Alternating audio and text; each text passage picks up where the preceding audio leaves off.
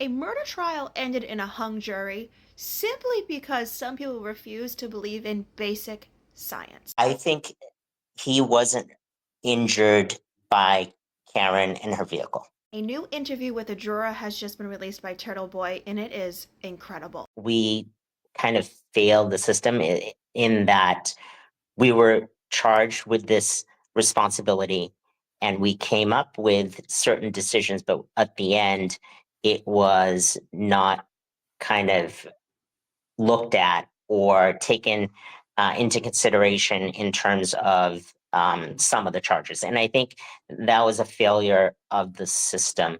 And it is a disappointment. This juror was raw, open, and honest, but it was what they couldn't believe that actually made me really sad. The individuals who believe that she was not guilty was because of the mere fact that it was not adding up. You see, it was the jurors that had medical backgrounds that fought to try to make other jurors understand that there is no way that the injuries John O'Keefe sustained could have possibly come from any vehicle. The injuries to John O'Keefe ultimately did not add up to the damage to the vehicle. It was physically impossible. What ultimately injured him was, or led to his death, was a um, in- injury to his head, which was not very clear that that type of damage could have occurred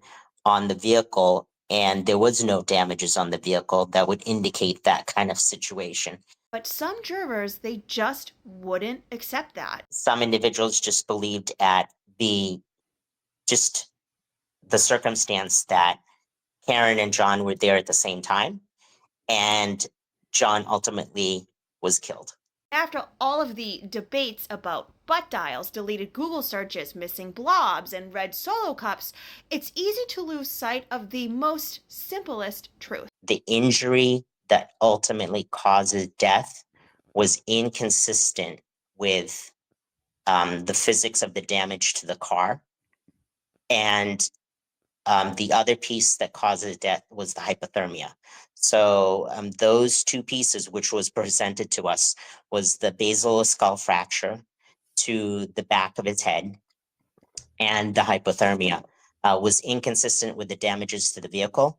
The most elementary reason Karen is innocent is because of science. Science, anatomy, and physics. Science proves that Karen Reed did not hit John O'Keefe with her vehicle. Science doesn't lie, people do.